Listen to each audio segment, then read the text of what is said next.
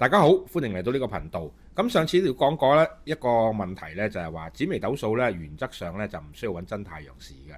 咁呢樣嘢咧，亦都係好貼合咧喺古代嚟講嘅話咧，嗰個環境嘅。因為點解咧？喺古代咧，大家咧，我哋手上邊咧就冇鐘錶，尤其是咧紫微斗數啊、八字啊，佢哋發展嗰個時代咧喺明朝嘅。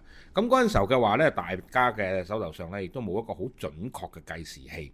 咁我哋只能夠知道大約嘅時間嘅啫，即係咩意思呢？就譬如話啊，原來你出世嗰陣時候嘅話呢，大家食緊晚飯喎，咁可能呢，我哋就知道係新事或者係有事啦。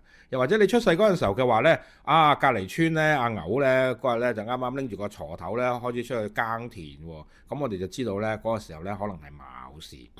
喺古代嚟講嘅話呢，我哋係冇辦法呢，好多時大部分嘅人呢，我哋係冇辦法知道嗰個確切嘅時候嘅。咁所以呢，我哋紫微斗數呢，就提供咗一個技術呢，叫不準但用三時段。